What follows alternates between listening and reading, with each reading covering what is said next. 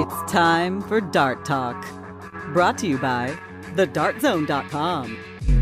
Stay in the zone. TheDartZone.com is an official Cosmo distributor and Windy City Fabricators, America's premier fabricators of orthotics and prosthetics. And Redwood Darts, America's newest tungsten darts. Stand straight and tall and hit them all. Redwood Darts.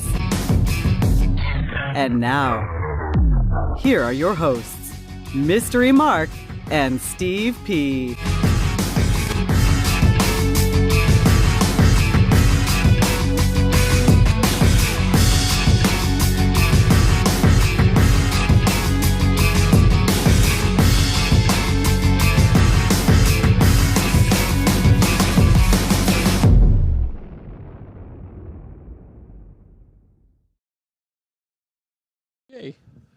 Okay, welcome to Dart Talk. Welcome. Merry Christmas, everybody. Happy New Year. Absolutely. December 26th. A new time. A Our new new time. official Yes. start time. So hopefully, And we're still late. we're pretty We're close. actually right on time. Hopefully we will start on time now, so you guys can bank on 8 o'clock Central, 9 o'clock Eastern, 6 o'clock Pacific. I have no idea what that is in London. Somebody will tell us. Steve Peninsula with Mystery Mark, Dart Talk, brought to you by the Dart Zone. Stay in the zone. TheDartZone.com is an official Cosmo distributor. Also, many thanks, Windy City Fabricators and Redwood Darts. We have a big show. We do.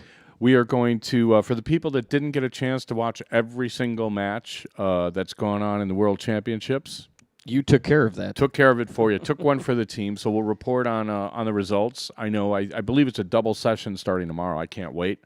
Fantastic event at the Ali Pally, the Alexandra Palace in London. Fantastic, watchable. I mean, my eyes were kind of falling out of my head by It's the a end lot of of it. darts to watch. It's a lot of darts to watch, and it's I don't know.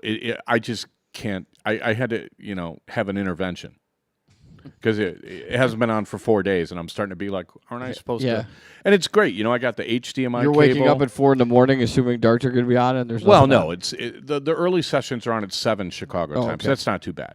But I mean, HDMI cable into the plasma TV, so I'm watching on the big screen, and I'm like, oh, I'm loving it. It's just great. I mean, the only thing is, it's like, it'd be great to watch it in prime time in the evening, but it's coming on at like 1 in the afternoon, so a lot of people are working and stuff and may have missed the matches. So we're working on a way to fix that for you.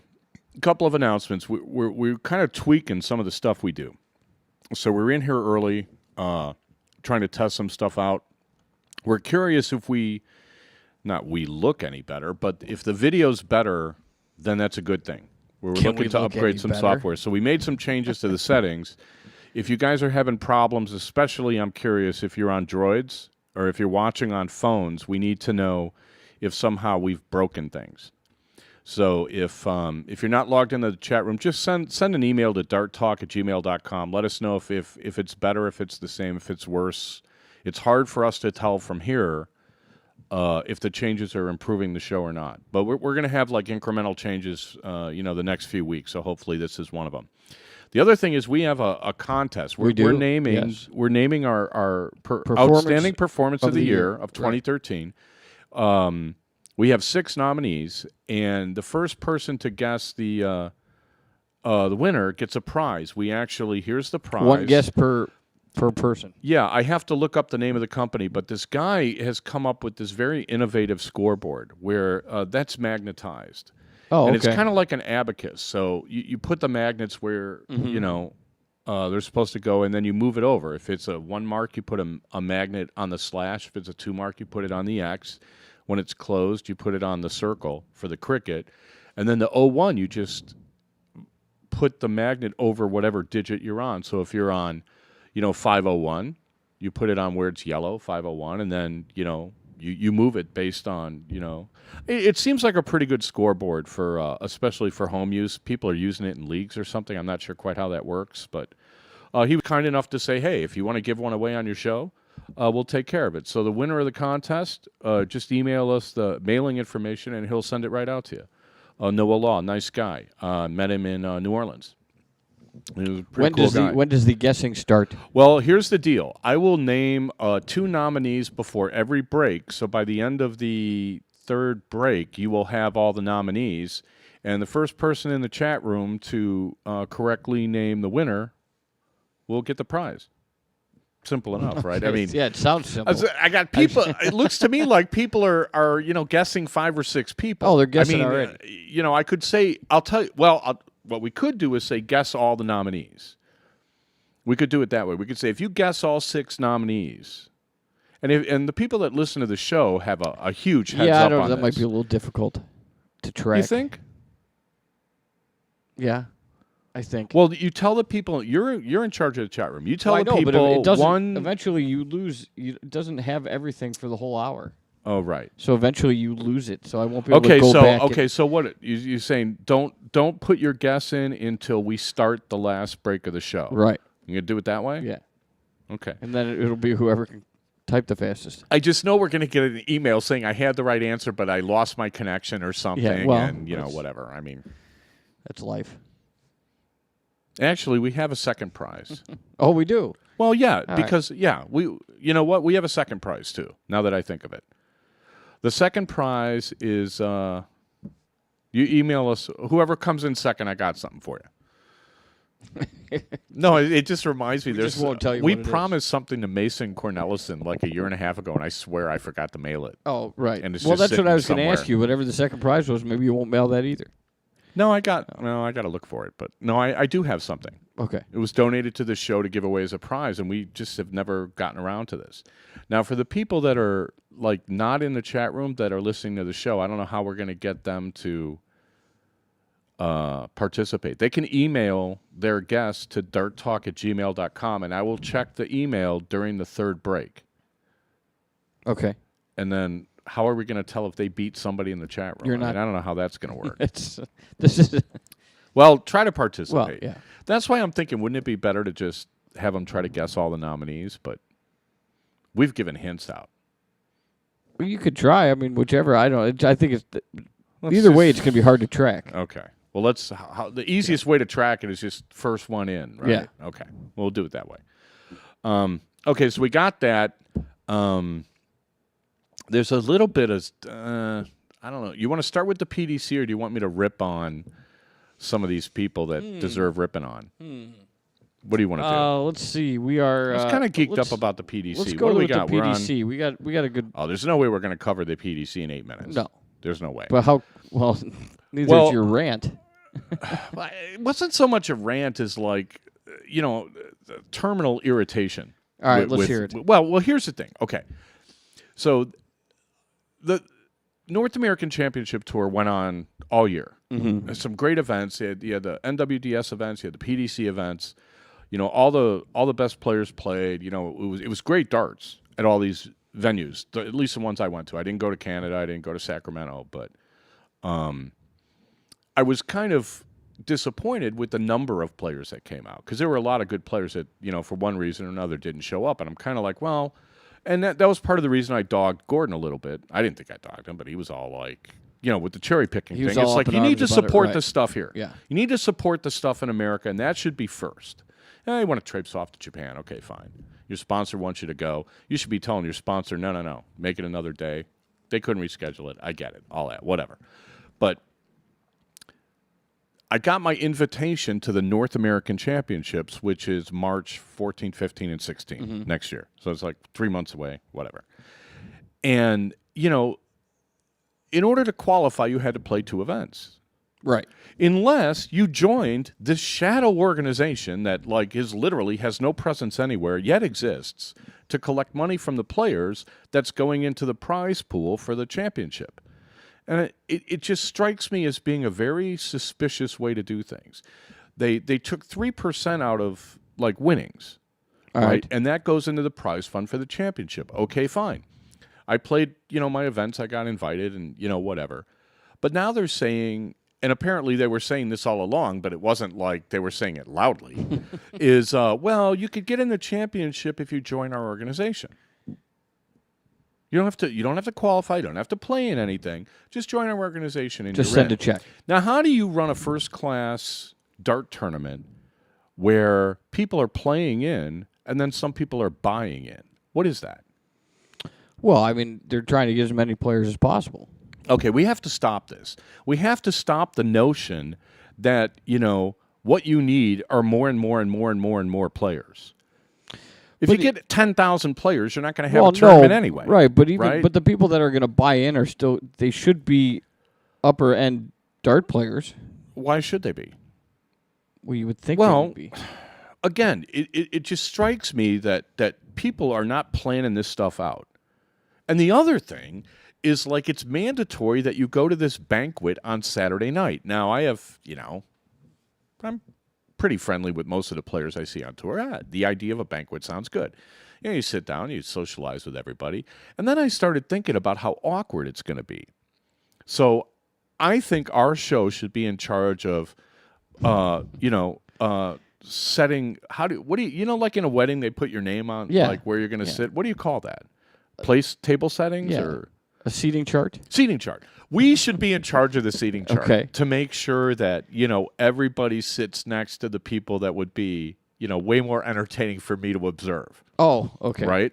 Not for them personally. Well, no, as opposed to here's the table of all the guys that for think your they're entertainment. Well, no, because here's what's going to happen. You're going to have this banquet where, like, all the top players kind of sit together, and then they're, like, better than everybody else, and then all the people that are there because they're really into darts but don't really get out much and know anybody are going to be, like, ignored and then sitting in the corner like the wallflowers, and it's going to be like kind of silly. It's going to be cliquish. Cliquish is not even the word for it. I mean, it's going to be like the cafeteria at, what was the Disney movie where the superhero kids go to high school?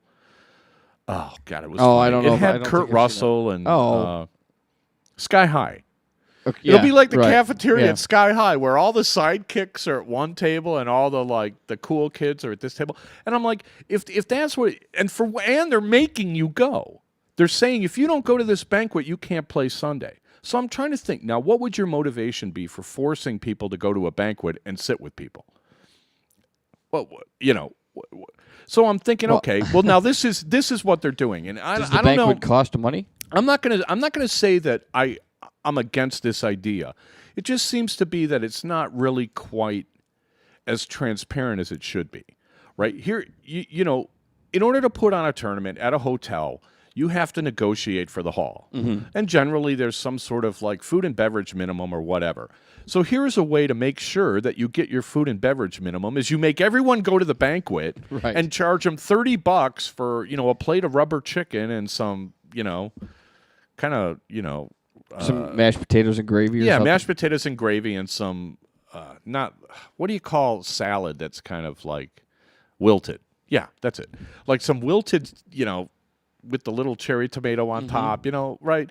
And then, so you're going to charge $30 a head for that, and now you've made your minimum for the event. So you're guaranteed that they're not going to charge you. Okay, yeah, but isn't that that's not a bad idea? Actually, that's good for the players too, because I don't know that it's good for the players if you're going to charge me $30 for food that is not as good as what I get on an airplane. Not that they serve food on airplanes. No, but anymore, if it all equates to being able to get to the venue and keep the prices down and everything else, then it's.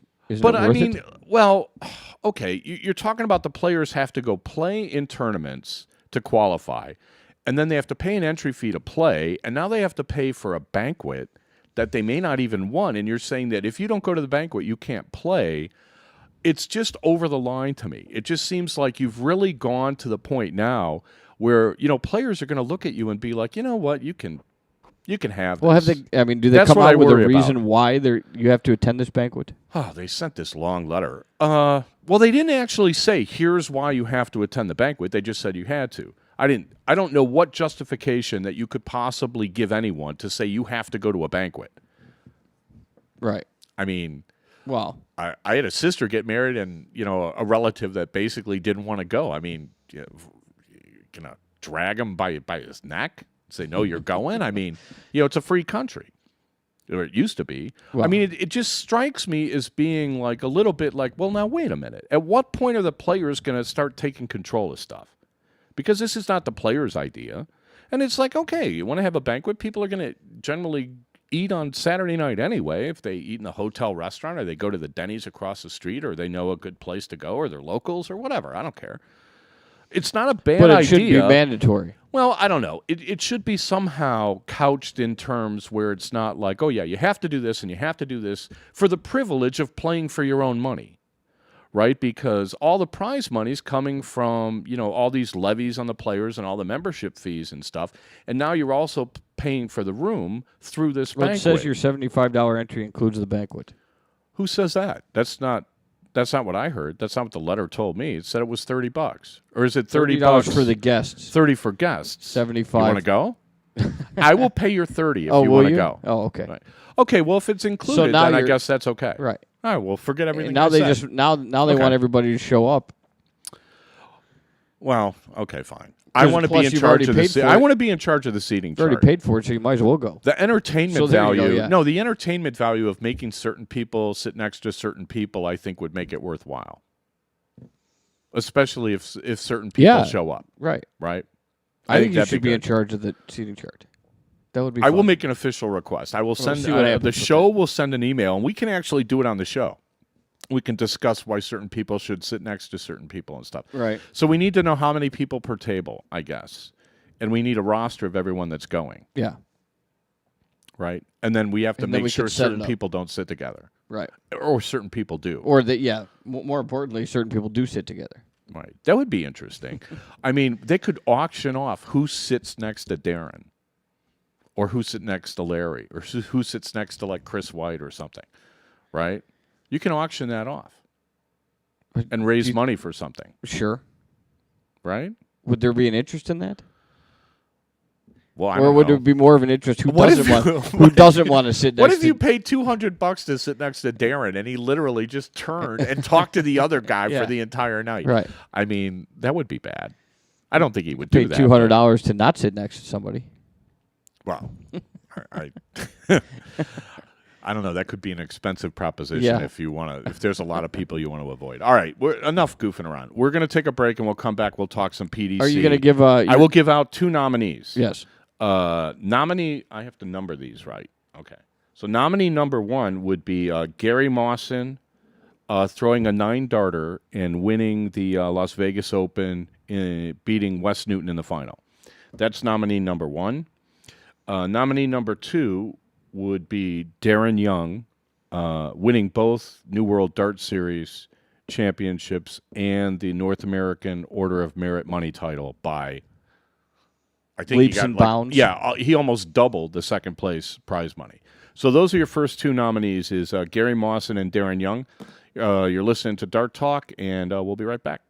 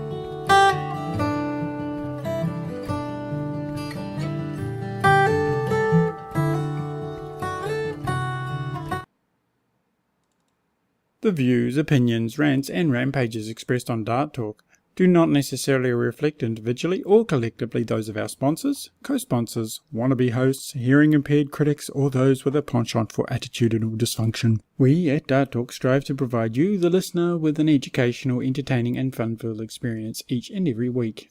If after the show you, the listener, find yourself feeling uneducated, unentertained, and or bored, we at Dart Talk consider that your own problem.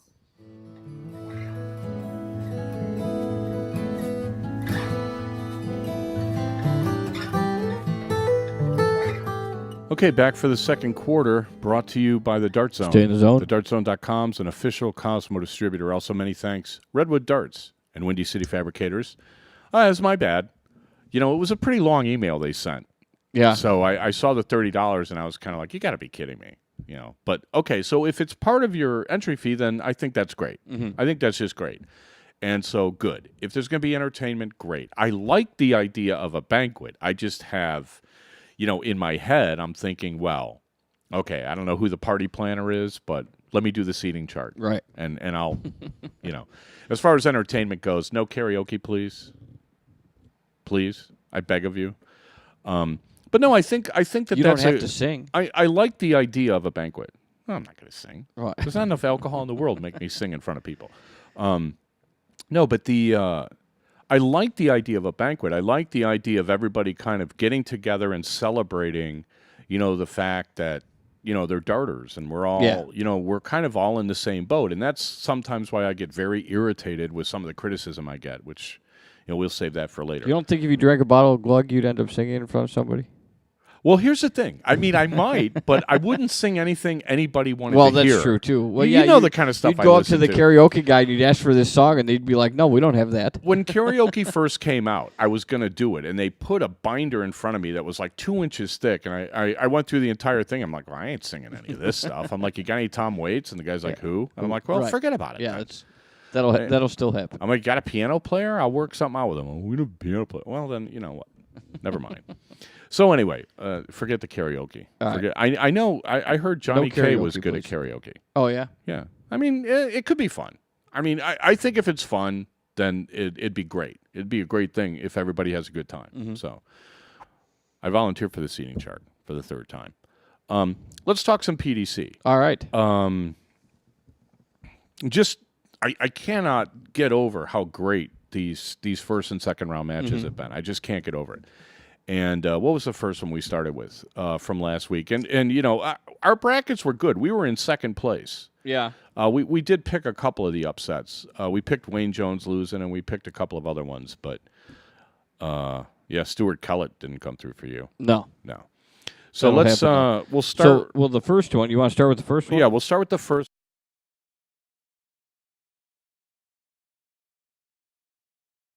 Funny. That was a match that was like, you know, Webster never should have won.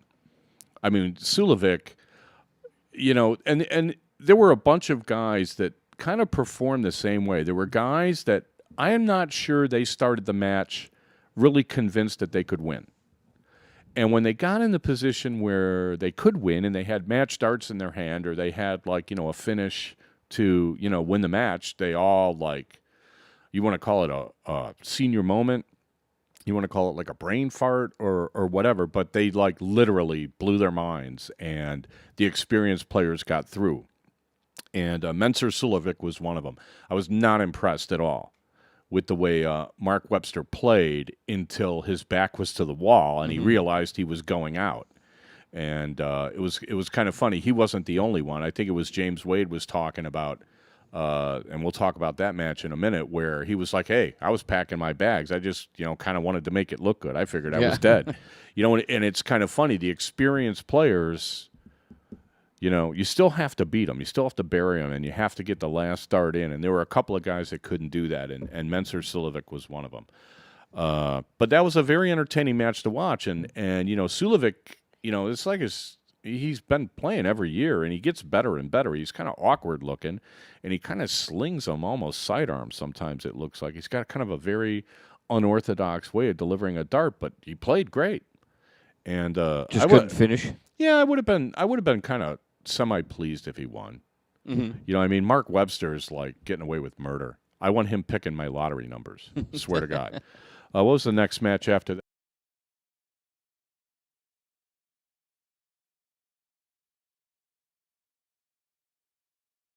really too impressed with the quality of play. They were both nervous. Royden Lamb was a little bit steadier, and he did something that I wasn't sure he would keep doing. You know how everybody's emailing us about how these soft tippers are ridiculous with the phantom darts Yeah. and how slow Yeah. they are and everything. It almost looked like Royden Lamb found some happy medium where what Royden Lamb was doing was when he got to the line with his first dart, he would take an extra few seconds and he'd kind of like get it all set in his fingers and everything and get all set and then go kind of like 1, 2, 3 and throw them all, pretty much at the same pace and everything. And I was thinking, when he first started doing it, I don't recall him doing that. Ever doing like that when before? I've seen him, Yeah. playing darts live and stuff, and it's like, okay, whatever. But he kept doing it all the way through, and it's like I always say, it's like if you're going to do it the same way every time, okay, then that's your job. Mm-hmm. But I was kind of surprised he did that. Gino Voss played okay, but I'm pretty sure he was like kind of kicking himself. So Yeah. best of, race to 4, anything could happen. But Royden Lamb got through, and it was kind of interesting to watch that.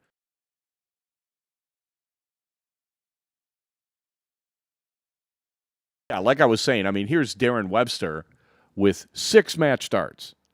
6. Count them. 6. 6. 3 count 'em. at 32 and 16, and then 3 at 8. And he whiffed on all of them. And I just felt so bad for him because, Wade wasn't playing like, brilliant, but, Darren Webster was.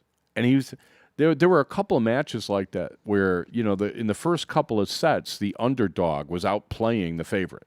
And by leaps and bounds, Right. in some cases. Right. And, Darren Webster couldn't close the deal, and he ended up losing, and I just felt bad for him. I mean, it was just sort of like, here's a guy that has really worked hard to get up to the upper echelon.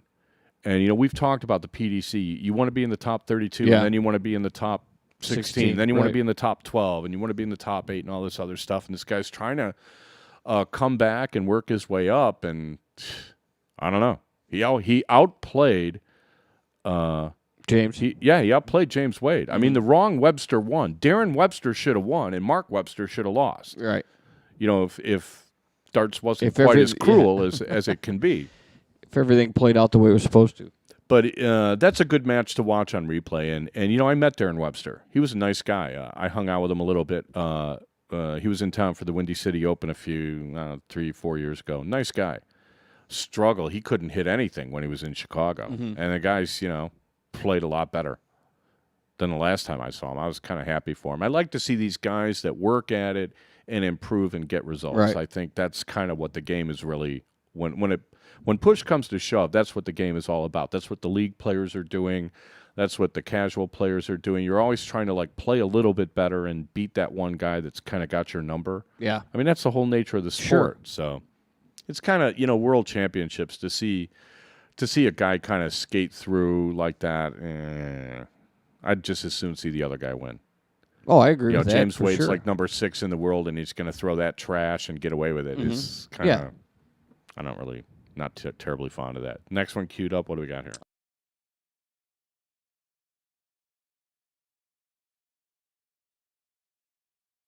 Didn't play badly. Royden Lamb scored okay. He finished, I think he took out like a 152. I mean, he had some big finishes, but he was not steady enough or consistent enough, and West ground him into the dust like he was putting out a cigarette butt. Yeah. I mean, and to be honest with you, West didn't really look at all like he was worried ever.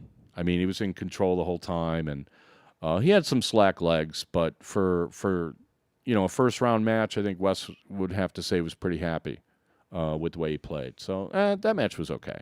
I enjoyed watching it. Not as much as I enjoyed watching the Kevin Painter match. Kevin Painter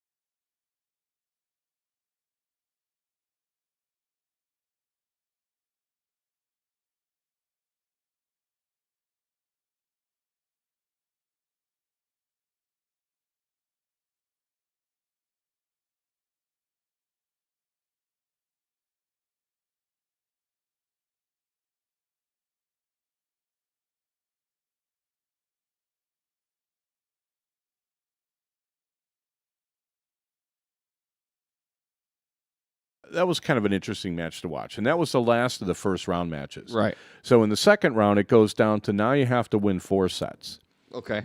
and that was very telling. There's already been some amazing second round matches, and there's more to come tomorrow. I think they finish the second round tomorrow, and the third round starts. I don't know quite when. All of it's tomorrow? I think there's 2 second round matches tomorrow, and then the third round starts. So I think they have 2 sessions tomorrow. So what do we got here? We got Peter Wright in the second round beat Per Larson.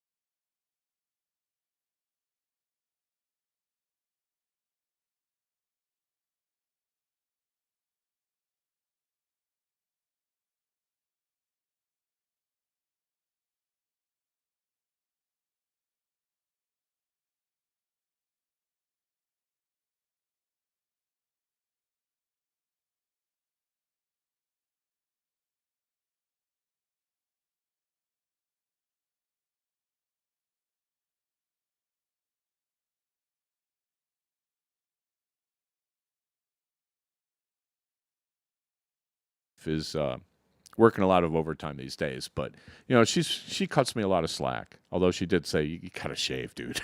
Oh, nice. I got that. So I think the Shave goatee looks good completely- on the show, Shave but the goatee completely or just trim it? She wants it gone? no, I think she wants it gone. Oh, really? Yeah, I think it looks better on the camera. I don't know. You have one. Yeah, Nobody's I don't making have you a problem shave. with it. Wow. Okay. Well, I don't have a significant other, so. Anyway, I don't know how Peter Wright is getting away with these pants, and I'm not going to call the PDC. But No. they should. But at it's an least- interesting question. It seems to me that they're bending over backwards this year to really emphasize the entertainment, and the fans are responding to it. I mean, the fans are nuts. The Oh, it's fans are crazy. absolutely nuts at that place, and I think some of the players, especially some of the old school guys, are kind of like. Do these people realize there's a dart match going on? I mean, they're having so much fun. They're kind of like, oh, hey, are those guys playing?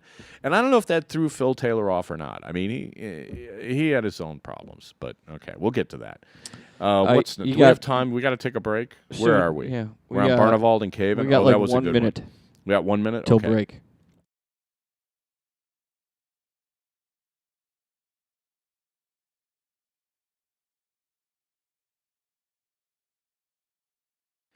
And, Jamie Caven has been one of these, he's not 21, but he's a younger guy, and he's out of this PDC youth system, I believe, which is becoming like a really amazing story. I think if you were going to write the story of the year of the PDC, it would be the success of their youth tour and the success of the players that the youth tour is producing.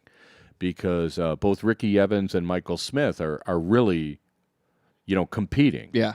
And At the age of 21. well, here's the thing. I mean, for a long time, I heard how the BDO was wonderful because the BDO had the county system, and it was the county system that was producing all the international players and la-di-da-di-da. Well, the PDC has their own youth system, and it's producing great players at a much quicker rate than the BDO county system is. And I'm very interested to see if, like Paco, if Danny Lobby Jr. and Sean Narain and some of these other guys can get over there and play in it, they're going to come back here and start wiping the floor with people. Swear to God. I mean, if you're looking at the finalists of the last youth one, I know Van Gerwen played in some of them. I know Colin Monk's kid, Aaron Monk's played in it. He's been doing well. I mean, these kids are coming into the PDC tour ready to play. Mm-hmm. And I don't know that you could say that about the minor league baseball system. I don't know if you could say that about the college football system or the nationwide tour right. or anything. But these guys are coming up loaded for bear, and they're not intimidated. They're not intimidated by, these guys that have been, pros for 25 years. And it's I mentioned the Deadwood comment, right? Yeah. I think I did that last Yeah. week. All right. We'll take a break. Before we go, here's 2 more nominees. Nominee number 3 would be Joe Cheney. Chainsaw swept the cricket in Virginia Beach, which I don't think anybody's ever done. Won the cricket singles, which is like a short format, but also won the pro cricket singles on Friday, which is a long format, against the toughest field in the country. That was pretty impressive. And, well, this is kind of a combo one. Benny Dersch and Larry Butler split the Americas Tour. They both won 2 events. Okay. And since there's only 4 events and that tournament format is basically a coin flip, I would think for Larry it's more of an accomplishment because he doesn't play as much soft hip, and Ben Dersch plays, I think, exclusively soft hip.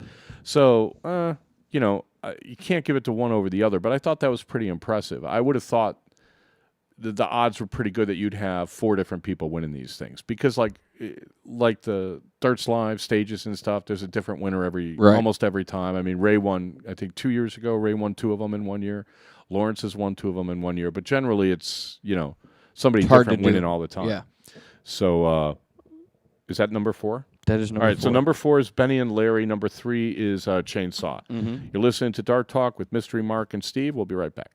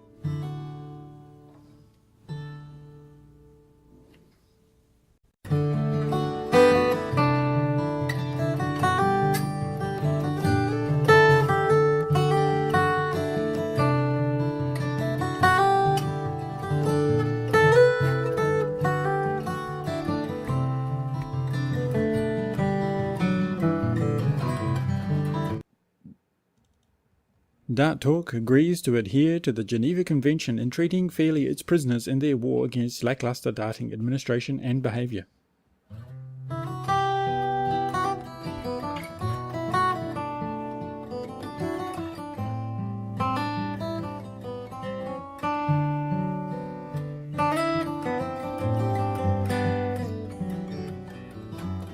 Okay, back for the second half, brought to you by the Dart Zone. Stay in the zone. TheDartZone.com is an official Cosmo distributor. Also, many thanks. Windy City Fabricators, Redwood Darts, and the smartest chat room in the business. We had a glitch. We're trying something new, and apparently we didn't have the sound up when you were seeing the matches there. Hopefully that's fixed.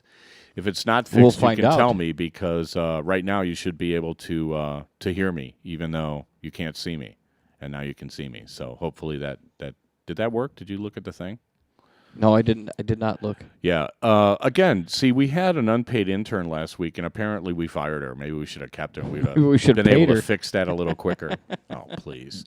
Anyway, so where were we? We're talking about PDC stuff. Yeah, were you done with the Caven Van Barneveld match? Did we talk about it at all? Yeah. Well, no. What I was saying is, if Raymond wins it, it's going to be this Caven match because Caven took him like kind of right to the end, and Van Barneveld, found that extra gear that champions have, and that was when he left Caven in the dust, and Caven's going to go back home, and he's going to be like, you know what? I was there. I had it. All I had to do was like, la-di-da-di-da-di-da. So, Caven will be back. I wouldn't mind seeing Raymond win. The brackets are a mess right now. And I'll tell you, if Michael Van Gerwen wins, he's the betting favorite now. He's not going to have an easy draw. He's going to have to go through Gary Anderson, and he's going to have to go through Adrian Lewis in the semi, and he's going to have to go through somebody else in the top 8. I mean, he's got a rough draw. He's playing good players all the way through. Which brings Are us we up on, to a McDine? What are we on? A slight spoiler alert, since you just said that, is Phil Taylor lost to Michael Smith. Phil Taylor did not lose to Michael that Smith. is Michael Smith beat him. Yeah. Let's get that. Let's just get that right out there, right off the bat. Phil Taylor got beat. Admittedly, Phil was not playing his best darts, and his average was well below what he's been throwing all year. But so what? I mean, that kid threw played his great. last 4 legs in, I think it was 48 darts or 50 darts or something. I think his last 4 legs were 50 darts, which is an average of what? 11? Well, 11 times 11. 4, 12 times 4 is 48, 12 and a half darts. 12 and a half darts. He's averaging 12 and a half Right. darts. And you saw the match. You saw, where, I've complained a lot of times that I've lost matches because, my 16 darter wasn't good enough. Yeah. Right? Taylor's 13 darters weren't good enough. Right. He just shook his head at the end. Hey, It wasn't- if it's your throw and you're throwing 12 darters, those are not legs you're going to lose. But, Taylor kept trying to break them with 13 darters, and it just didn't work. And then Taylor got broke with a 12 darter with, basically, it was like his third double bull finish of the match, I Yeah. believe. And fantastic, perfect 128. I mean, he was actually, I thought, lucky that he didn't hit the 888. Because then what's he going to do? He's probably going to stay there and go for double 10. Yeah. A lot of these guys do Right. that. I'm not fond of it, but it's easier than going all the way to the other side of the board and trying to hit the trip 14. He did that, and then he took out the 125 on. I was a little irritated that Taylor didn't talk to the press after the match. I mean, I can understand you're disappointed and stuff, but you've won the thing 16 times. Suck it up. Give the kid his props in front of the camera. Because that's probably he wanted true. to go talk to his mother. He didn't want to go on TV. He wanted to go celebrate and say, "Hey, Mom, guess what?" Yeah. You know what I mean? He's like 21 years old, and they're like, "No, you got to come talk." And Phil Taylor's distraught and doesn't want to talk. Too bad. Right. You only want to talk when you win. No. That was the other thing about the PDC is kind of like, I don't understand why you're just gonna like if somebody loses, then you don't want to talk to them. Because there's a story there. There's a story. Hey, Phil, what happened? The crowd, and a lot of these players don't want to talk because they're afraid that they're going to come off as whiny or they're going to be making excuses and what have you. It's like, fine, tell us what happened. Everybody wants to know. The guy's 50-1 to win, and he lost. I'm pretty sure people want an explanation, especially the punters who put the money on Taylor. Right? Hey, what happened? How come you kept leaving yourself on bogeys like 162? What was up with that? Nobody ever asked him this stuff, And if you look at any, I don't know if it's different in Europe, but if you look in America and you look at the way we treat our sportsmen, Yeah. I'm having a rough Athletes. day. I mean, they answer. They do. They answer questions. They may not like them, and they may just kind of give you these like ridiculous, pat cliche answers. But at least that they're in front of the camera. Yeah. And some of them, in some sports, you're fined if you don't get in front of the camera. Right. They have to after every game. They have the cool-off period in the NFL where they don't let the reporters in for like 30 minutes Yeah. after the game, so Right. guys can yell at each other and then throw a towel on. Right. Yeah, but they're even asking them questions on their way to the locker room at halftime. Hey, People want to know what happened. Yeah. People want the story. Well, even if it's bad. Phil Taylor fans want to hear what happened. Phil Taylor haters definitely want to see him up there. Ha ha, see? yeah. And then he's a no-show. That doesn't help. I don't think that helps anything. But it was great for Michael Smith. Oh, he played awesome. I love watching Phil play. And he's by far, nobody's ever going to touch the accomplishments he's made, and he's still probably, I think, the best player out there. But he wasn't that night. Yeah. He wasn't even close to his normal game, and I'm sure people want to know why. I Right. do. Well, I mean, it could be the fact that the guy just started raining ton 40s on him, and No umbrella in sight. you put a little pressure on I yourself. thought all the and- Brits carried an umbrella with them wherever they went because it's like London fog and stuff like Maybe. that. He needed one. Yeah. This kid was like I think it was Wayne Martle. Somebody was saying, how the Trip 20 is going to start begging for mercy or something. I mean, his kid was ripping it up. And, he plays quick, Yeah. right? He plays quick. He's got confidence. And it's going to be very interesting to see how he develops from here, Yeah, because he's 21. A lot of guys, 21. I mean, we've seen what happens to 21-year-olds that have a little success, get a little money, sure. get some attention. He starts going to these exhibitions every single night. We'll kind of see what happens. So that's going to be something interesting to watch. What's next? You got, What do we got? Andy Hamilton losing to Richie Burnett. Yeah, Andy Hamilton losing to Richie Burnett. I don't even know what to say about that. I've never been a big Andy Hamilton fan. To be honest, he looks really blocky. He just looks so like his stroke is manufactured, and he just looks like it's all he can do to just sort of stand there and throw the dart. He looks so unnatural that it's unnerving to watch him. And Richie Burnett's been around forever. Richie Burnett won, BDO titles in the 90s or something and took time away and everything. And, Richie Burnett and Robert Thornton are the two guys where I watch them, and they just look so natural to me. In the way they hold the dart, the way they deliver the dart, their posture even looks kind of similar, although there's, Okay. Different heights and everything. And, whenever Andy Hamilton wins, I'm astounded. I just am. Right. I mean, it's just sort of like I expect him to miss, and then he throws great. I'm like, wow. It looks to me like for Andy Hamilton to be successful, he's got to play 6 hours a day. He's got that kind of mechanical-looking delivery to me. Yeah. That it looks like That it's he has pretty to high perfect, maintenance. right. Yeah, it looks pretty high maintenance to me. And I like watching Richie Burnett throw. Richie Burnett just seems to butcher doubles. I mean, it's no problem scoring. All these guys score, but I don't know why. It just Well, seems that's to pretty me. much the name of the game, though. Yeah, he butchers doubles, but he didn't against Hamilton, and Hamilton didn't look at all like he had any chance of winning. Right. The writing was on the wall pretty early in that match, and the next match was Robert kind of a Thornton, blowout. 4-0 over Bo Anderson. Well, okay. I couldn't really. They were saying that Robert Thornton was sick. They were saying that he was like kind of bending over. At one point, they said he had asked the referee for an extra break, so he would throw 3 darts as fast as he could, walk back, and then kind of bend over like Really? he had stomach cramps or something. Yeah. And Bo Anderson's the guy that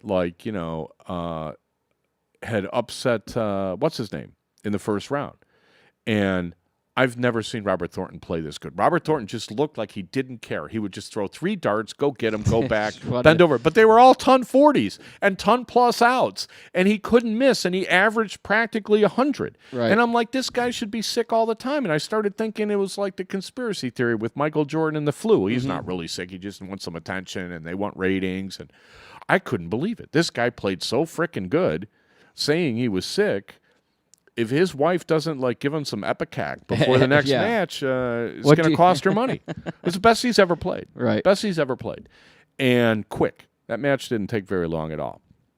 Okay. So what was the next one? Ian White beat Kim Hybricks. Yeah. Seems like a good match, 3-4, 4-3. Well, it was a good match. It ended up being close, but I mean, Ian White was ahead 3-0.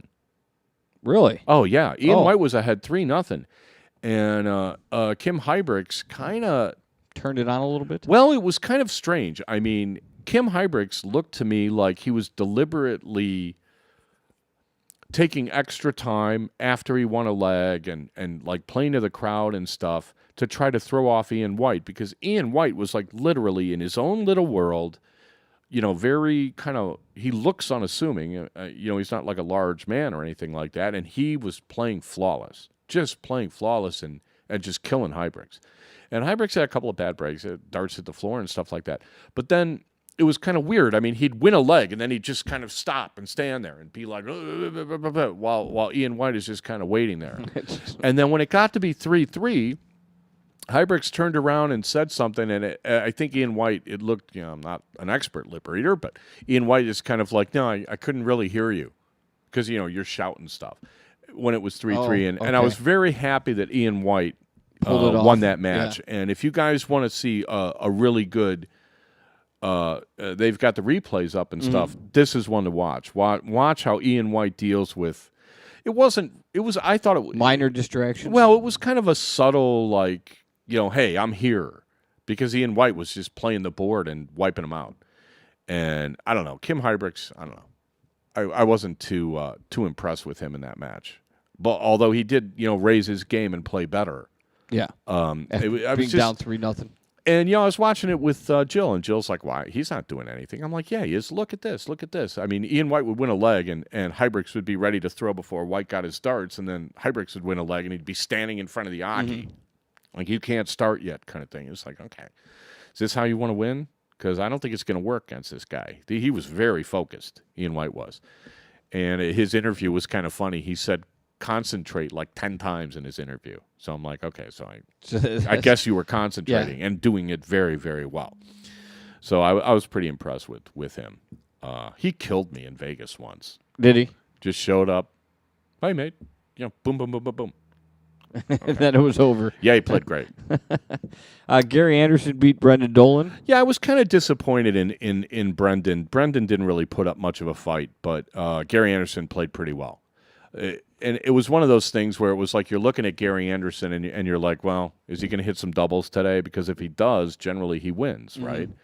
And the Van Gerwen-Anderson match, everybody's kind of looking forward to. It may be a match where if it goes, 9 sets, because I think they go up to, you got to win 5 sets in the next round. 5, yeah. You could have 30-ton 80s.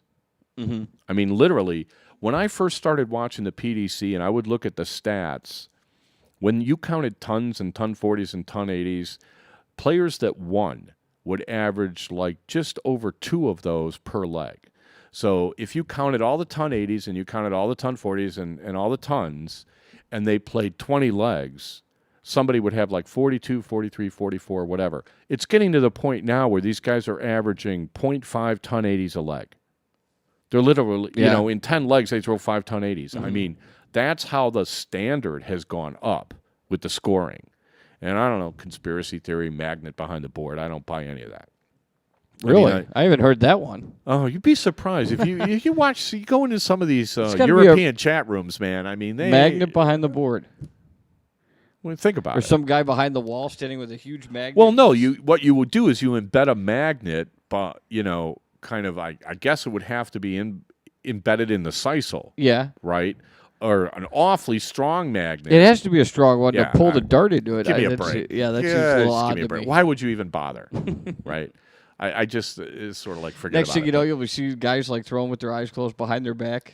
Ton 80, ton 80. How many more of these do we got to go? I don't know. Wow, but this is taking forever. You have Kevin Painter, Whitewash, and Paul Nicholson. Well, we could just skip that one. That match wasn't even close. And Simon Whitlock with the same 4-0 over Jarko Kamula. Yeah, Jarko. I don't know. Jarko tried to put up a fight, but 3 in a row. I don't Wes think Newton, 4-0 over John I'm not Park. even going to talk about Parts match. Yeah, Wes Newton just destroyed him. Yeah, no. Oh, here you go. Here's a good one. Mark Webster wins 4-3 over John Henderson. Right. And here's the thing. I watched this John Henderson Mark Webster match, and that's when I posted I want Mark Webster to pick my lotto tickets because Henderson had match starts. I think he had 3 clear at 40 to win. And I'm watching this guy, and maybe I'm like a technical player. I don't know quite, where how to describe it. Well, I mean, as myself as a player, I kind of look at my posture and I look at my stroke, and I've worked on it over the years. Try to, not pretty up pretty it up so much, but to try to get to be a more consistent player, I figured, I needed to work on my fundamentals. And then you got a guy like Henderson. I mean, how far forward does this guy rock? Yeah, he rocks a lot. A foot? Half a foot? At least half a foot. So A I foot literally might be a little extreme. I had to watch for 45 minutes trying to figure out what he's doing. And what he basically does is he starts rocking forward, and when his weight is right over his foot, he lets go of the dart. But he does it the same way every time, so you can't really criticize him for it. But I'm like thinking, that's going to kill you on finishes. Yeah. It's just going to kill you. But Let alone the fact that it has to take an awful lot of practice to be able to do it the same every time. Yeah, like I was saying, Andy Hamilton must have to do it. Yeah. Right. 6 hours a day. What is that? All timing, all that movement, where your margin of error is the width of a wire. However, I'm rooting for the guy because it's like there's a large segment of darters who think that it doesn't really, all this technique and all this stuff doesn't really matter. What matters is your will to throw it in there, and then you throw it in there. That's like a league player attitude. Yeah. And it's ingrained because they've had success doing it. So they think that, this is how you do it. And even these ads that they have with the Ladbrokes, they have this like kind of amateur darter in like a pro shirt, like with this big wind up, and he's a recreational player, but he's serious. You know what I mean? He's not a pro, but I mean, he's guy who plays darts. Not everybody can be Phil Taylor, right? And I really wanted this guy to win because I wanted Webster to lose because he should have lost the round before. Yeah. And then the guy blows 3 darts at 40, and then Webster takes the last set, and, Hendo's gone. And I'm just like, oh, my God, are you kidding me? I mean, if Mark Webster wins this tournament, it's going to be the end of darts. It's just going to be the end of it. It's going to be the end of it. Okay, that's a bold because statement. the guy's been so lucky. Yeah. What do we got next? You got Van Gerwen beating Kevin McDine 4-1. Wow. I was kind of rooting for McDine. McDine brought a game at the beginning, but I don't know what the deal was. He mocked Van Gerwen. Van Gerwen, because Van Gerwen was like kind of playing to the cameras right off the bat. Well, he's the other guy's not on a finish, and he takes something out, and he turns to the camera and kind of goes, which is sort of like, you're pretty pudgy to be doing like a Hulk thing anyway. But so McDine took a set off him and walked off the stage and kind of went, and Van Gerwen says he didn't notice it, but Van Gerwen was kind of giving him like death stares walking behind him as they both left for the break. And Van Gerwen came out and absolutely just blew him off blew him off the board. That was enough. And I'm like, I thought Kevin McDine's a nice guy, but he can't be like a university graduate. You don't tug on Superman's cape. You don't spit into the wind. Don't wake the lion, sleeping lion. You don't miss our show. Whatever. So I don't know. That was just kind of stupid. Don't eat yellow snow. And then he kind of quit. McDine kind of quit. Yeah. And I don't know. Darts is a mental game. Like, who's the guy that was like, Andy Smith is like going to a hypnotist to hit doubles? I'm like, all right. Seriously? No, seriously. That's what they were saying. I'm like, I don't see how that's going to help him. Are we taking a break? How many more matches do we have to go? This is taking forever. We're almost done. We almost done? What do we got? Wade and Andy 3. Smith? You got 3 left. You got Wade beats Andy Smith 4-3. Well, and that was one of these things where Andy Smith had him. Andy Smith played great. Andy Smith played the best darts I've ever seen him play on TV. He had Wade cold, and he blew it. Just fat out blew it. All right. And, to Wade's credit, Wade picked up his game and everything, but I wouldn't have minded seeing Andy Smith win. James Wade kind of got away with subpar darts, which in a world championship, I don't like to see guys getting away with subpar darts, even if, James Wade's average darts are better than everybody's average darts except like 6 people. But in a lot of tournaments, there's always like that one match or one game that you have to get through with subpar performance. Well, we've talked about that. Which could lead you to the promised land. Yeah, I mean, we've talked about Williston was all mad, when I was calling him lucky and everything. I mean, you have to be fortunate enough not to run into the game of somebody's life, which is probably what Phil Taylor is saying. I ran into the best match this kid's ever going to play in his life, and now I'm going home, and he probably didn't want to say stinks that in to an be interview, me, but right? Yeah, well, I mean, If you say that, then you get reamed for. But you don't being a have to spoil say sport. that. You can just say how well the guy played. You don't have to literally come out and say that. I'm sure I don't Phil, think he'll ever throw better again. Well, yeah, I mean that's the kind of thing that people take the wrong way. Yeah, exactly. Yeah. Even if it's true. You got Especially Mervyn if it's King. true. Mervyn King beating Ricky Evans. That was 4-2. a rapid Ricky Evans. That was a He very. throws fast, He throws fast. But did you but agree? relaxed. Yeah. Have you ever seen anybody look that relaxed and throw that well and throw that fast in your life? No. It was- I think a Big Dog. Big Dog throws pretty fast and he always looks relaxed. But this Ricky Evans kid, I mean, he just couldn't finish. Yeah. He was playing Mervyn King, and the first couple of sets, if you guys go back and watch this match, every leg that Mervyn started, he was under pressure. And the legs Ricky Evans started, Mervyn King was out of sight. But Evans would keep missing the double to break him.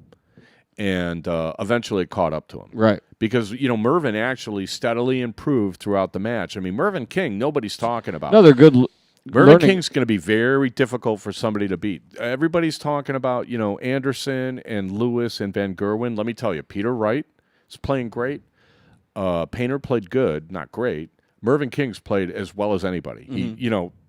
He played great against Darren. He played even better against this Ricky Evans kid. Yeah. So It's a good learning experience for Ricky Evans, though. these third round matches the next few days are going to be absolutely cannot miss. And your last one is Adrian Lewis beats Vincent van der Wert. Yeah. Well, we picked Adrian to win it. We did. And we looked really smart after that match Yeah. because Van der Voort played good. I mean, he He played good and lost 4-1. Well, at one point he was averaging 105 and hadn't won a leg. Ooh. I mean, Lewis just was absolutely couldn't miss. Just couldn't miss. Finishes like the 146 with a double 13. I mean, it was just whatever he needed, he had. Right. And this, if he makes the semi and ends up playing Van Gerwen, nobody's going to watch the final compared to That's how many people right. watch. I mean, that's literally going to be the final. Whoever comes out of the other half, be it Whitlock or it's not going to matter because these two guys. Lewis against MVG. To be honest, the way Lewis played versus the way Van Gerwen played, I would take Lewis right now. Mm-hmm. And you'll probably get odds. Van Gerwen's Really? going to be, Van Gerwen will be the favorite. Interesting. Is that our last one? That was it. Okay, so contest time. We will give you the last two nominees. We'll take a break. And so how's it going to work? The minute we go to break, they're going to put their guesses in, and the first one to guess right wins. Yeah, that sounds right. Does that sound right? Yeah. Okay. So here are our last two nominees. Nominee number 5 is Leonard Gates for his WDF tear, winning the singles in Nashville. It wasn't just Nashville. He also won them in whatchamacallit. He won 2 straight WDF singles titles. Stanford. He won Nashville and Stanford back-to-back, and those are basically two of the toughest fields. I think Virginia Beach might be a little tougher because there's more Canadians, but Right. those are the toughest fields of the year, and he went through them like a knife through butter, and he was the only guy, I think, all year that really buried Darren. I think he shut him out twice. Ooh. Or I think he played Darren twice in the finals, and Darren took one leg combined in both. I mean, Leonard just smoked him. And Darren didn't lose too many matches this year, but Leonard got him good. Yeah. And I can't believe Leonard didn't qualify for Lakeside. I don't know how the points worked out because I don't think he went to any WDF tournaments earlier in the year, and that's probably why he didn't have enough points. But that was a spectacular little run that he had there. And then nominee number 6 is Tim Adams. Tim Adams. Tim Adams is a sniper dude from Florida. Yeah. Okay. Who won Right. every single event at the Glen Silva. Mm-hmm. Mixed, I remember that. doubles, Yeah. men's, everything. In the entire time we've done this show, have we ever seen anyone Right. win every single event anywhere? No. I mean, it wasn't a huge tournament. It didn't have like a national field, but there are some great players. And there's a lot of good players in Florida. They don't seem to travel much. Yeah. But that was pretty impressive. Yeah, So I that's agree. nominee number 6. So All right. nominee number 5 is Soldier. Let the guessing Nominee begin. number 6 is Tim Adams. So you guys can start putting in your guesses. We'll give you a couple of minutes. I'll check the email, see if anybody's emailing anything in, and we'll be back for the We'll be back for the fourth quarter. Right.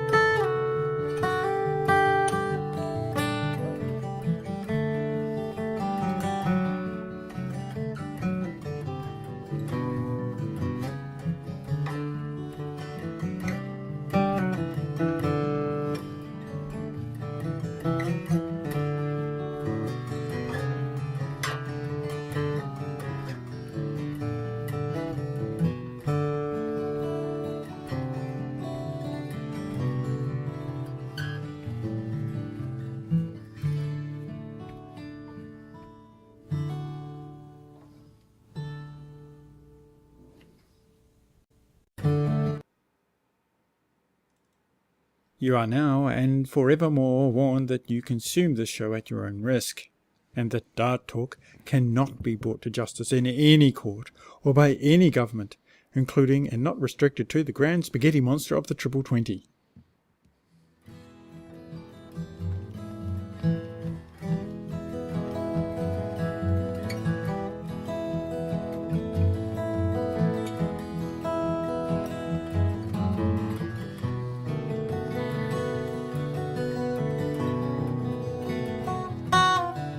Okay, back for the fourth quarter, brought to you by the Dart Zone. Stay in the zone. The DartZone.com is an official Cosmo distributor. Also, many thanks, Windy City Fabricators and Redwood Darts.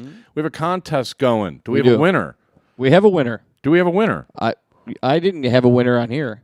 Nobody Did guessed? you get an email winner? I don't know. All right, well, we're going to have to explain why we chose who we chose. Yes. Because all the nominees were deserving in one way or another. Right. Although nominating somebody in the middle of a contest in the chat room, you got to do that earlier, Yeah, Phil. it was a little late. Had you sent it, we'd have sent something back saying, well, We Benny and would've- Larry we both would've won reviewed 2, it. and Yeah. Ryan Morey only won 1. Yeah. So, can't really, although it was great that he won, yeah.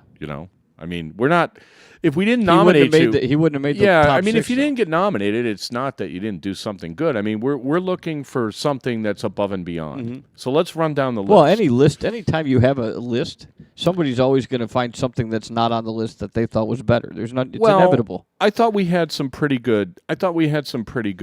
Nominees. I mean, let's start with Gary. Gary Mawson played the number 6, 7, whatever Newton was rated at the time. In what for West Newton, it's short format, but for us in America, it's not short. It was either best of 9 or best of 11, and Gary throws a 9 darter and beats him. Yeah. I mean, how is that not outstanding? Who else threw a 9 darter this year? I didn't see anybody. And it's actually somebody even got it on video. Right. David Ireet got it on video, and it's up on YouTube. I mean, how is that not? How do you beat that? How do you beat? And it was in January. It was like the second big tournament of the year, right? Sharon says he didn't win. Well, Sharon's wrong. He did win. Gary Mawson won the event. So that's why these unpaid interns don't get paid. Right. Right? They got to get their stuff, got to get their facts straight. No, that was awesome that Gary won that. And I was happy for him. And I really liked his reaction to the 9 darter. He was just like, hey, check it out. I mean, Gary's, I don't know him that well. But, I talked to him a little bit in New Orleans, and he's like, hey, I'm a dart player. And he's a fine dart player. And it was an outstanding performance and well-deserving of a nomination. It's hard to not give it to Darren. Right. I mean, because, tournament in and tournament out in the big events, there he is. He's in the final, or he's winning. Or, I mean, he's kind of mowing. I don't know that he played like really spectacular, in the matches I saw him play, but he played, far better than his opponent, right? Very consistent. And it's hard to say. I mean, some guys are like, if you average 95, they'll average 98. If you average 98, they'll average 102. If you average 79, they'll average 85. Either way, they win. Yeah. So They do just what it takes. But when you're taught, I mean, for a contest like this, Darren's kind of his own worst enemy, because it's like what's exceptional is whoever beats him, right? Yeah. Like if I would have Yes. would have beaten him in New Orleans and ended up winning the New Orleans tournament, then wouldn't that be a nomination? Or if I'd have beaten him in Vegas or Right. whatever, you know what I mean? Yeah. So I don't know. I don't. The guy like doubled up everybody on the money list. Oh, Sharon says Ryan didn't win in Virginia Beach. Well, okay. You guys can duke it out in the chat room when it comes to like the nominations or performances that aren't nominated. Right. What was number 3? What did we say number 3? Joe Cheney in Cheney. Virginia Beach. Yeah. Joe Cheney, not only did Joe Cheney win, but Joe Cheney beat great players who were playing great and just came away shaking their heads. And, I haven't seen a lot of Joe in the last couple of years, but we've knocked heads for 5-6 years now, and there's not a dart player in America I think can stand with Joe when Joe's on in a cricket game. Right. You know, he's always been, you know, one of the guys that I think is liable to win a cricket match against anybody. Mm-hmm. And but to go back to back in Virginia Beach It's with that impressive. field, yeah, that was. If we would have done the, if we would have just terminated, if we would have given the award after Virginia Beach, I think that's, you know, to win 2 events in a weekend versus, you know, admittedly, you know, Gary had other people to beat in at the Vegas Open, and he did throw a 9-darter, but I think that's more impressive. I'm more impressed with that cricket double win in Virginia Beach. I think that's more deserving than Mawson winning the Open. And the thing, I think the reason we can't give it to Darren is just because the nature of those events, we didn't get the big fields. Right. You know, like Sure. the field's bigger in Virginia Beach, and the field's bigger at the Vegas Open had, you know, 250 players in the singles. Some of the PDCs, you know, had, you know, well less than 100, right? So I mean, even though, you know, there's not a weak stick in the bunch of the, you know, Yeah, I mean the that's players not that are Darren's at fault, the PDC. No, it's not Darren's fault. Well, it's partly Darren's fault. It's partly well, no, okay. Let me rephrase that before, you know, Darren like assaults me. It's everybody's responsibility as top players to promote the sport. And if the sport isn't promoted, then it's all the top players collectively, their responsibility and their fault. Okay, right. So it's everybody's fault. Yeah. It's my fault too. Right. It's everybody who puts a patch and the name on their shirt and goes out and says, you know, I'm a dart player, is promoting the sport either well or not so well, or, you know, however they do it. Yeah. You know, even if you're just walking down the street. You know what I mean? It's kind of a weird way to look at it, and I don't think many players do, but we all represent the sport, and either successfully or unsuccessfully. And if you look at where darts is in America versus where we think it should be, then we all have to take some responsibility. Yeah. So we're going to start addressing that next week. We're going to have a big announcement on this, and hopefully we'll try to move things in the right direction. Where are we on the nominees? You're at number 5. No, we're on number 4. Well, Benny and Larry. Oh yeah, number 4. To be honest, these Darts Live things, I mean, I don't know how you win 2 of them. You got to play awfully well. And from what I heard in Wisconsin, that was the only one I went to. I went to the one in Madison. Larry couldn't miss. And there were a lot of guys playing good in Wisconsin. And I found winning in Wisconsin, I thought, was going to be the hardest of all the Darts Live because there's so many good players that's kind of a home tournament for them. I mean, if you look at all the guys that are doing well in Hong Kong, you got Big Dog made top 4 in the grand final, and he beat Benny, who was top 8. Ray Carver's won stages over there. Scotty Kirchner has won stages over there, and they're all within like an hour of Wisconsin. They're all within an hour of Madison. Right. I mean, Yeah. it's soft tip heaven, right? It's the best soft tip players in the country are all concentrated, and we didn't even mention some of them, like Scotty Miller, who had made top 4 in Vegas the year before. All these guys. I mean, I figured Wisconsin was going to be the ultimate bloodbath when it came to soft tip players, and for Larry to win that one, as somebody who's like primarily a steel player, I was like, I think a lot of Right. the soft tippers Very were kind of impressive. like, are you kidding me? Yeah. And then he, you know, doubled it up by winning the other one. So, you know, that's kind of like a road victory for Larry. Now, Benny winning 2 of them. Benny wins a lot of soft tip stuff, sure. but I would have to think that it's more surprising to see Larry win 2 than Benny win 2. But I mean, by Benny winning 2 and you know, taking the overall title of the Americas Tour makes him the number 1 ranked soft tip player in America. I'm thinking. Okay. I don't know what other rankings you're going to use. You're going to use one tournament here. You're going to use one league tournament here. You can't use any of that stuff. So, you know, to as far as the show's concerned, he's the number 1 soft tip player in America. Right. And, you know, Larry won 40% of the events. So, yeah, to the both of them, I think that's pretty impressive. But again, you know, these are like, you know, single shot events. It's just one singles thing. Yeah. I mean, you got to play like the little count up thing to get seeded and whatnot. But I think that's outstanding performances. What's number 5? Leonard Gates. Yeah. I mean, Leonard going and winning Nashville and winning Stanford in the 501. and winning the pro singles, which is a long format in Nashville. I don't know anybody that's done that in 1 year. I don't know anybody that's even come close to that. Close. I'm sure A first and 2 the seconds chat room or, will point it out to me. Yeah. But I was very Somebody impressed will come by up with it. Well, no, I was very impressed by that. And he had other good showings in other places. Like he won the singles at, a smaller tournament in, I think, WADA or something like that.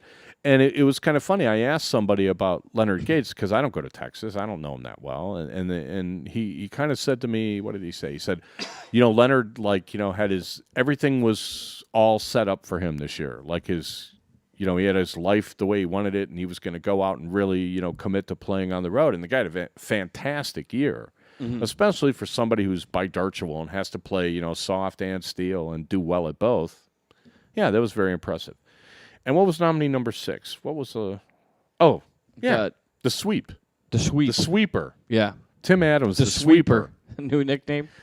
Well, I like that. Tim the Sweeper Adams. Or what was the guy in rollerball? Was it the swoop? The swooper? The Swooper. The guy who ends up in it's been so long since I've seen that vegetable? movie. I don't remember. Yeah. Okay. Well, the sweeper. The All right, sweeper. so we'll call Tim Adams the sweeper.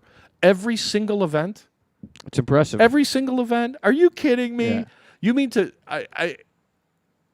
I still can't wrap my head around that. I mean, I've had some good tournaments where, I was in the money every event, but to win every event? Really? I think it's impressive. I mean, you're talking about 3 days in a row?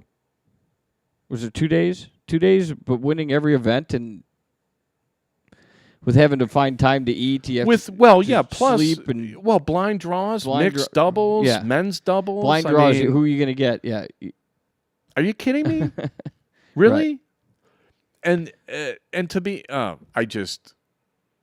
can't. I can't imagine how well he played that weekend. You've never seen it done. Maybe it has been done. We've just never seen it, but I'm sure it's been done sometime. But well, did anyone else do it this year? No, I don't think so. No. I mean, we did results from a lot of tournaments. Right. I mean, I know. I don't think so. Guys have had good tournaments. Like guys have swept the singles at a tournament, but they didn't sweep everything. They didn't sweep the singles and the doubles and the triples and the blind draw and all that stuff. Nobody's done that. Winning every single event. I've been playing darts a dozen years. I've been playing tournaments for 7. I've never heard of anybody doing that. Mm-hmm.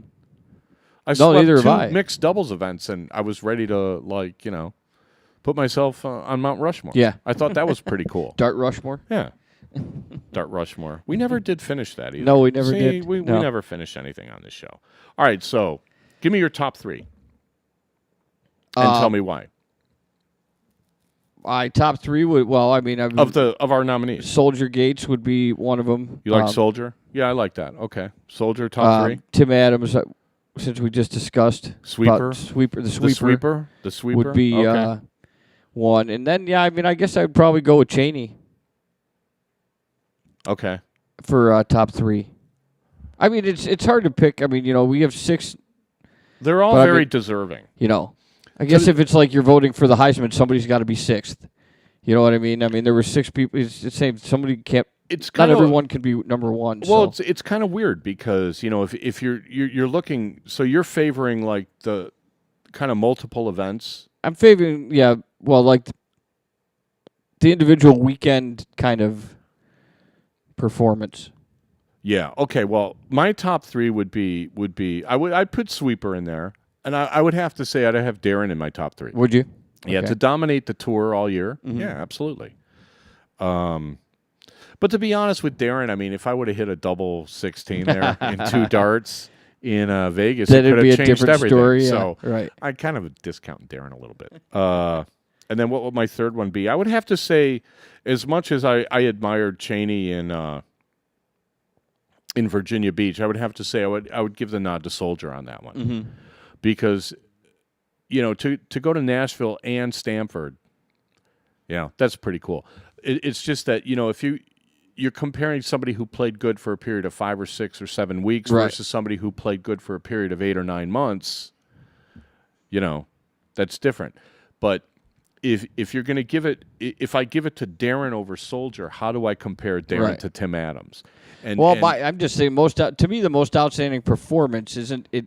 I'm not equating that as a year-long thing. That would be more of, player of the year. Well, that's why we kind of changed it around. Right. That's why we changed it this year. But we have next week we're going to do Darter of the Year. Right. And we have nominations for that. You guys, if you want to nominate somebody for Darter of the Year, just send it to darttalk@gmail.com.